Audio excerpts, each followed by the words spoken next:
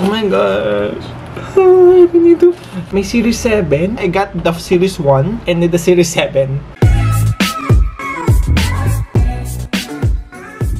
Hello my amigos! In today's video, mag-unboxing ulit tayo. I will be showing you what I have here. I'm going to explain to you how did I get this. I have one coworker is asking, we talk about regarding with toys. And then, she asked me if I had a Funko Pop, hindi ko alam yung pag-pronounce, pero yes. And she asked me, and I said no, I don't have any toys. I collect. And then, she said, I'm going to send you a Funko Pop. So sabi ko, it's very far because she's from the US and I'm from the Philippines. And then, she decided to send me a money. She sent me a money worth $20 that costs one Funko Pop is normally ranging from $899 to $900 something or $1,000. Ito guys, yung binili ko is worth nasa $600 plus yung isa, and then yung isa ay nasa $700 plus. Dalawa siya. So ngayon guys, mag-unboxing tayo nito, and this is my first 2 Funko Pop na collection, and guess what? It's Stitch. So I love blue, and kind of a blue thing. So I love Stitch. Yeah, and my dog is Stitch, and I have a Lilo there. Here is blue, yeah, Ninja, you know.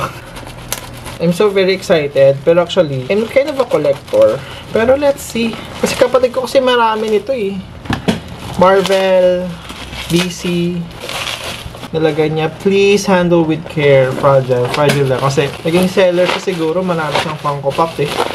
Can you give me a pronunciation with a Funko or Funko? Funko Pop? Hindi ko alam. So ito na guys. Let's open it.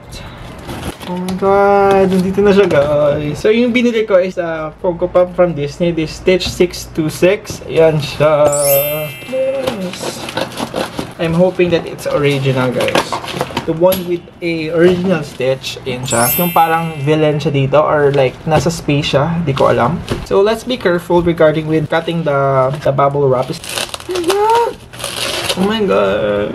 I don't need to break it because it's already in the box. I just need to display it. I mean here, manipis naman siya, pero it's okay. Oh my god, may Series 7. My god, I got the Series 1 and the Series 7. So I know it literally hindi siya nakaka-match kasi iba yung series nito and then iba yung series nito. Ilalagay ko siya dito sa gilid ko, and then sorry for the light kasi in my computer. Siya ilalagay.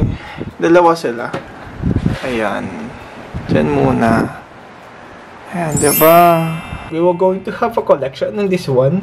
Di ko alam if may budget pa tayo for collection for this kasi napakamahal siya. It's kind of literally not in my budget, but it depends on the situation. If ever pupunta kami ng Iloilo, punta ka tayo ng Disneyland, ganoon, baka meron nito, or like may makita tayo sa Shopee or Lazada, so why not, diba? Pero depende naman yun. So yun lang guys, thank you very much for watching, and see you in my next video, and adios mi amigos. I got deja vu when I saw you at a table at a road spot set for two, with that look in your eye when you smile like you always do. But this time it wasn't me that was sitting there next to you.